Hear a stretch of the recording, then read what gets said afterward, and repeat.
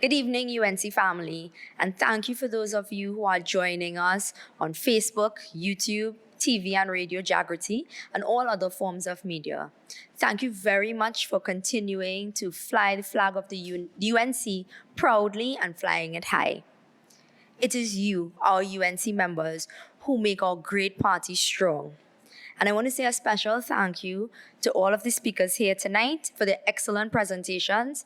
And thank you to the Honorable Mrs. Kamala Persad-Bissessar, the political leader of the United National Congress and leader who will take Trinidad and Tobago safely into economic prosperity in the future.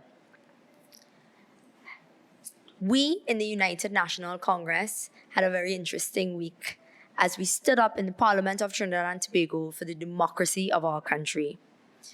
As you all know, UNC family, last week we witnessed a very historic event. Last Thursday, the United National Congress, led by the Honorable Kamala Persad-Bissessar, entered Parliament with a motion that was meant to ensure Trinidad and Tobago would not descend into a tyrannical regime. Last Thursday, we in the UNC stood up for democracy and for the rule of law while the PNM government tried to mute the voices of the people of Trinidad and Tobago. People who were simply asking for transparency and accountability. But there are some facts that you cannot keep a secret. They are facts that we all know. As it stands, Trinidad and Tobago is without a commissioner of police, and the Police Service Commission collapsed, creating a constitutional crisis for us. But what is the rest of the truth? There are real questions that must be answered. What really happened with the Police Service Commission is meritless. Who is the high-ranking government official said to have intercepted the list? And so no matter how much they try to use silence or distractions, we as a country must be resolutely focused on getting the answers to these questions. All right-thinking citizens must agree that these issues, which surround the highest offices in our land, that they must be ventilated in the full view of the public. Safeguarding our democracy requires us to stand up in the face of challenges, and as such, we must protect the integrity of our leadership offices. And sometimes, in standing up for democracy, our voices must rise higher and louder than they ordinarily are. And this is all in defense of our Trinidad and Tobago that we need and deserve. UNC family, we will continue to defend the rights and freedoms of the citizens of our land. We will continue to defend our Constitution, and we will continue to protect this nation from a dictatorial PNM regime. The PNM will not silence us. They can try to mute our voices, but they cannot silence all of the voices of the people of Trinidad and Tobago. And I want to take this opportunity to amplify the voices of the people of Tabaquite. While the government is making fundamental mistakes at the highest levels, they are also failing to deliver basic necessities to the people of Trinidad and Tobago. Imagine, as a member of parliament, I have to stand on a wooden bridge in Lightbourne, a major concern in my constituency because residents are unable to do a simple thing like get to and from work. The roads remain closed, the bridge remains condemned, and yet still the PNM can find all other things to do but be accountable to people of Trinidad and Tobago for how our money is being spent. While they continue to tell us that our politics must be silent and quiet, I must stand here as the MP for Tabaquite to amplify the voices of the people of Springvale, Grand Couva, Forest Park, Montague Lands, Caratal, and the other villages that continue to lament water shortages. Imagine, in 2021, in Trinidad and Tobago, a land that has seen very serious wealth, we still cannot get a regular supply of a basic necessity like water in some of our areas. We cannot get a basic necessity like a roadway or stable bridges to go to and from our places of work. All the while, the government is telling us that we must remain silent and that these issues, such as poor infrastructure, poor leadership, and a lack of accountability on how the money has been spent over the last 6 years, they will bring distraction after distraction, but they cannot and will not tell us why they cannot deliver on the job that they were elected to do. Friends, tonight I also want to speak about a very critical issue, very important to all of us, and that is the current state of our education sector. You would have seen in the PNM's disastrous budget for 2022, as our Right Honorable Leader rightly called, a war on the people. But in this PNM budget, it wasn't just a war on the working men and women of this country. They are also waging a war on our children by the utter contempt that they have shown towards our students and our teachers. I know the past 2 years they have not been easy for primary, secondary, and tertiary students. The COVID-19 pandemic has brought many challenges to the education system. But you know what? A UNC government did not need a pandemic to tell us that digital learning was the learning of the future, and that technology, such as laptops, and connectivity would be critical for all students going forward. The laptops were snatched away from our students so that the PNM can funnel money into other activities. Imagine coming into office in 2015, deciding that students did not need laptops, and then now scrambling in 2020 to provide laptops for students, giving us an Adopt a School program, promising laptops here, there, and everywhere. And today, as I stand here before you in October 2021, millions of dollars later, and still many students are without devices and without connectivity. Imagine that in this discussion in Parliament, where we are talking about the fact that the PNM has consistently presented over $50 billion worth of expenditure over time, every budget bigger than the last, and they would not tell us why our students are still unable to access online school for want of a device or connectivity. Under the PNM, millions of dollars have been spent on purchasing laptops, and Minister of Education claimed in Parliament that there was a successful means test application, and that students and guardians were reaching out, and that persons had been given devices. So then, Madam Minister, how is it that as I stand here, I still have several calls, not just from my own constituency, but from persons across the country who are still unable to access a device for their students to get online? In last year's budget, that is for fiscal 2021, the budget presented in 2020, the PNS promised to give our students MiFi devices. Did you know that over a year later, less than 5,000 MiFi devices have been given out to students and teachers? And this year, they've come back with the same empty promises. And what we know for a fact, while they make these promises on one hand, on the other hand, the statistics are scary and they are startling.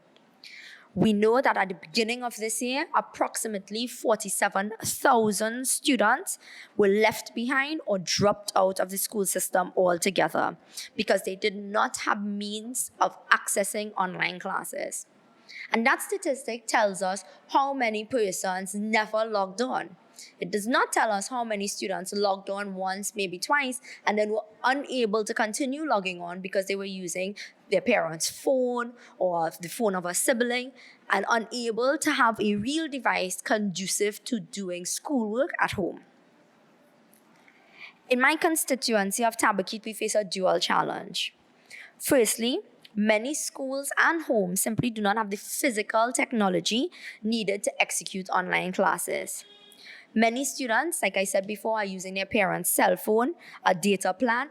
I've had families come to me because they are unable to have electricity at their home. They are charging these devices in their cars and giving it to their students, to their children, just so that they have a fighting chance. Because remember, education is a great equalizer.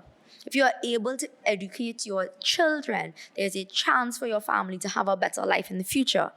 And so what we're seeing is scary not just for today, but scary for the next generation as well. Even worse, the fact remains that we have no real-time data of how many students have dropped out of the system because the Minister of Education has fallen down on the job from day one. All of the systems seem to be reactionary. Every time a problem arises, you rush and react to try to fix a problem, plugging holes left, right, and center. So there's no conducive planning. There's no sense of what we are doing today will help with tomorrow. Just a decision rattled off at a press conference, and that's it. That's what we're told. We're told last week that all forms 4, 5, and 6 students will be back out to school, vaccinated or unvaccinated. Imagine in a system as critical as our education system, those in charge refuse to do their homework. Imagine that. Our students are the most valuable resource that this country has. They are the next generation of teachers, lawyers, entrepreneurs, and artists. When we mismanage our education system, we are mismanaging and mishandling the future of this country. And that we will not be silent about. That we will not allow them to mute our mics or shut us down when we talk about the future of this nation. Again, being told that all of the Form 4s, 5s, and 6s would be back out to school, vaccinated or unvaccinated. I know these students have endured a lot. Their parents have endured a lot. And let us not forget, these are examination classes. The pressure would have been on these children and their parents with or without the pandemic and with or without Vicky decision-making from the ministry.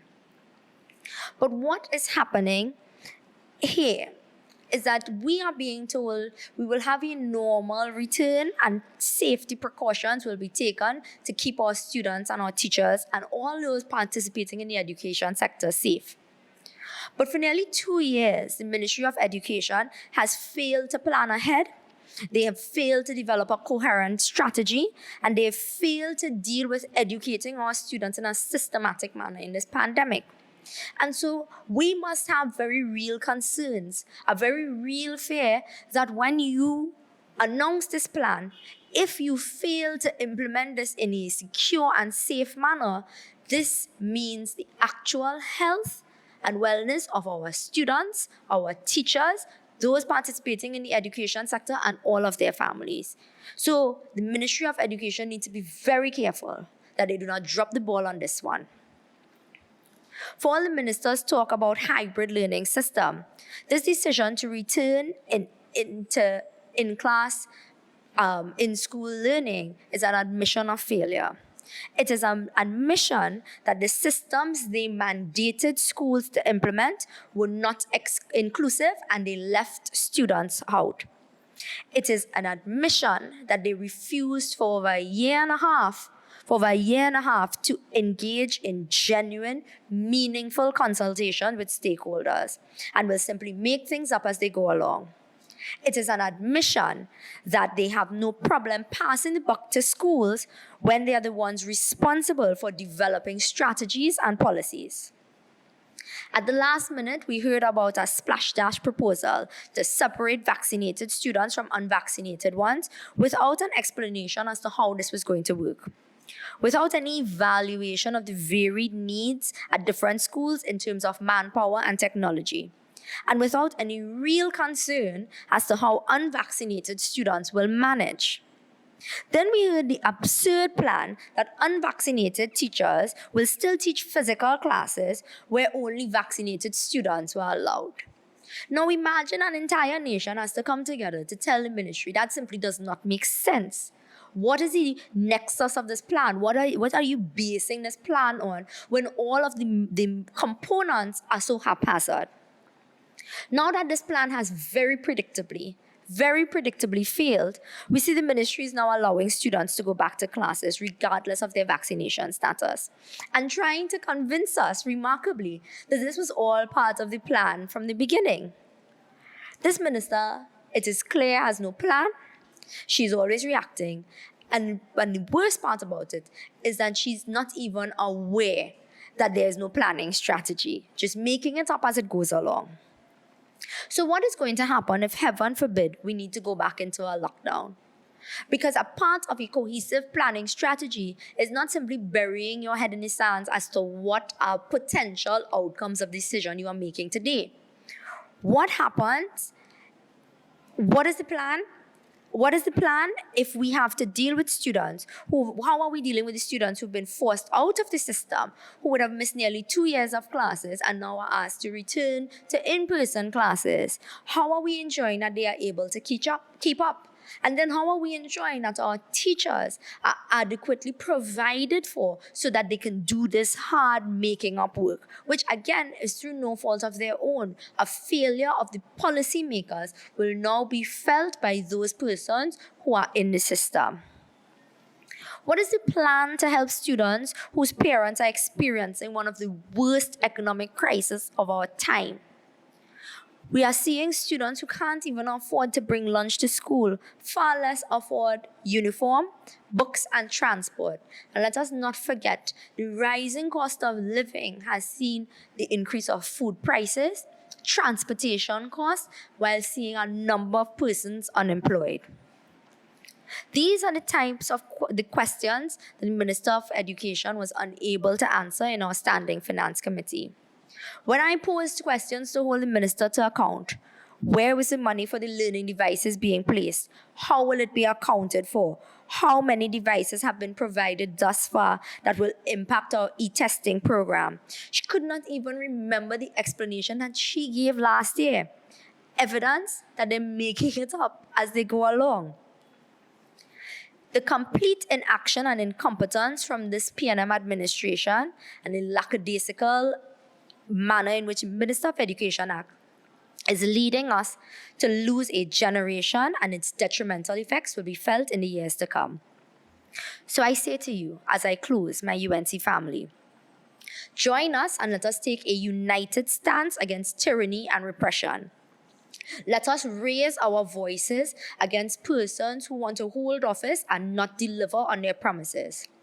Let us say enough is enough. We are no longer going to accept excuses when we want delivery. And so as your UNC representative, all of us will continue to raise our voices to amplify your voice in Trinidad and Tobago. Thank you very much.